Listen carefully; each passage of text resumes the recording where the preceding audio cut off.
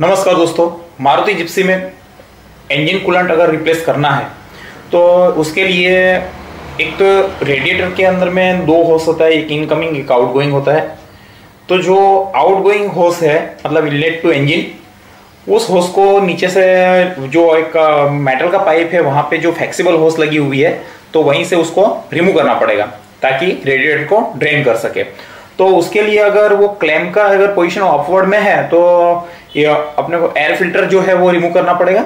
Air filter remove करके वो clamp को वहां से रिमूव कर सकते हैं। तो एक क्लैंप जो है वो यहाँ पे ये देखिए टी स्पैनर है मेरे पास और उसका डायरेक्शन अपवर्ड की ओर है, तो ऊपर की ओर है। तो मैं ये टी स्पैनर से उसको लूज करके हाथ से वो पाइप को पुल करूंगा तो निकल जाएगा। तो इंजन के अंदर जो कूलेंट है वो भी निकल जाएगा, एज वेल एज रेडिएटर का कूलेंट है वो भी ड्रेन हो जाएगा।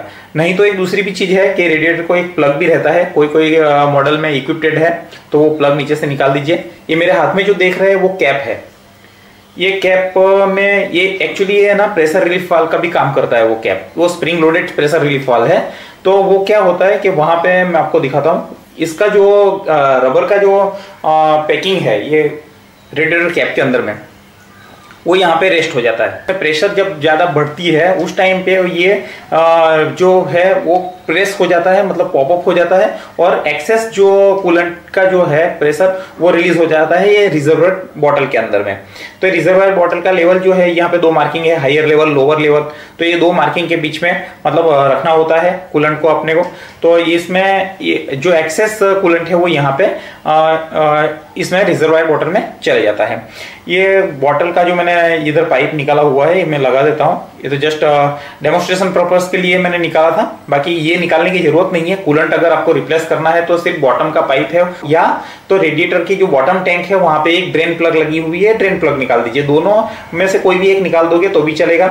और मैंने एयर फिल्टर जो रिमूव किया है वो एयर फिल्टर रिमूव करने की भी जरूरत नहीं पड़ेगी। अगर जिप्सी के नीचे के साइड से अगर आप लेट के अगर देखोगे तो भी क्लैंप ओपन कर सकते हैं, वहीं से भी पाइप को पुल करके निकाल सकते हैं। जो रेडिएटर का जो डिस्चार्ज है इंजन का इनलेट पाइप है उसको एक ही पाइप निकालना होता है। इस तरह से जो कूलेंट है उसको आप रिप्लेस कर सकते हैं। जो टॉपअप करना है तो बहुत आसान है, रिजर्वायर टैंक के अंदर भर देना है। ये मेरे पास कुछ एक कूलेंट है, बहुत सारा कंपनी जो मैन्युफैक्चरर है वो कूलेंट बनाता है, लेकिन उसमें एक कूलेंट की जो बॉटल होती है वहां पे एक रेशियो लिखा रहता है 1m4 या 1m3, मींस के 1 लीटर कूलेंट के अंदर में 3 लीटर आप डीएम वाटर डाल सकते हैं, डीमिनरलाइज वाटर यूज कर सकते हैं।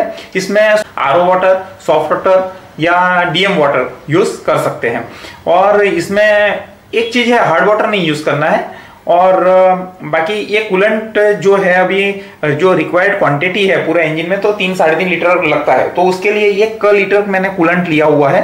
1 लीटर कूलेंट के अंदर में मैं रिवर्स ऑस्मोसिस वाटर उसको मैं यूज करूंगा। तो ये मैंने 1 लीटर का जो सॉल्यूशन मैं लाया हूं वो सीधा मैं इसमें रेडिएटर में डायरेक्ट डाल देता हूं। मैं अलग से उसको मिक्स करके रेडी नहीं कर रहा हूं कि 3 लीटर 5 लीटर का सॉल्यूशन बना लूं और फिर डालूं, ऐसा कुछ नहीं कर रहा हूं। मैं सीधा सीधा इसको अंदर ये रेडिएटर के अंदर में ये जो कूलेंट का जो बॉटल लिया वो मैंने डाल दिया है।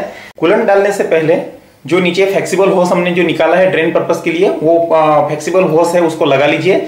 और रेडिएटर के बॉटम टैंक में जो ड्रेन प्लग अगर है वो निकाला है आपने तो वो भी लगा दीजिए।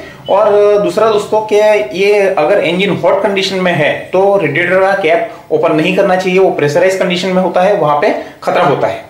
अभी इसमें ऐसा है कि थर्मोस्टेट वाल्व जो है वो रेडिएटर के इंजन से जो डिस्चार्ज होता है वो रेडिएटर के अंदर में आने वाला जो पाइप है इनलेट टू रेडिएटर, वहां बीच में थर्मोस्टेट वाल्व होता है। अभी थर्मोस्टेट वाल्व जो है वो ऑपरेट होता है 88 डिग्री पे ऑपरेट हो जाता है।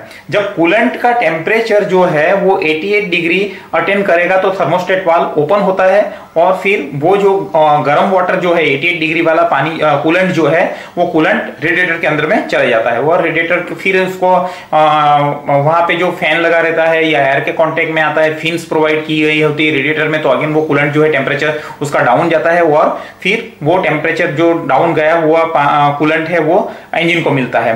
तो इस तरह से सर्कुलेशन होता है और जो इंजन को है वो कूलिंग मिलते रहता है। जनरली जो कूलेंट का टेम्परेचर है वो 94 डिग्री 90 to 94 डिग्री तक का कूलेंट का टेम्परेचर रहता है। एक्चुअली क्या है दोस्तों के बॉइलिंग पॉइंट जो वाटर का है वो तो 100 डिग्री रहता है, 100 डिग्री पे वो इवोपरेट होना स्टार्ट हो जाता है। लेकिन यहाँ पे क्या होता है कि पूरा सिस्टम जो है वो अबो एटमॉस्फेयर है, एटमॉस्फेरिक प्रेशर जो 1.033 kg/cm² रहता है, उससे ये बियॉन्ड है। यहाँ अबोव प्रेशर जो है, एटमॉस्फेयर से प्रेशर ज्यादा होने की वजह से ये बॉइलिंग पॉइंट वाटर का 100 डिग्री है। तो अगर कूलेंट का टेम्परेचर 88 डिग्री 90 डिग्री भी होता है तो इवोपरेशन वहां पे नहीं होता है। Evaporation not take place inside the that engine jacket.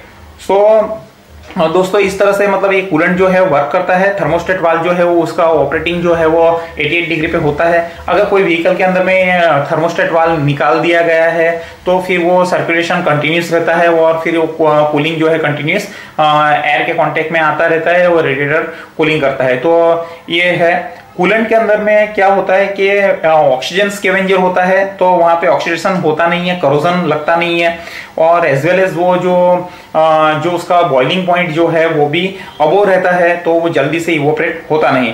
दोस्तों आशा रखता हूं कि ये आपको वीडियो यूजफुल रहेगा।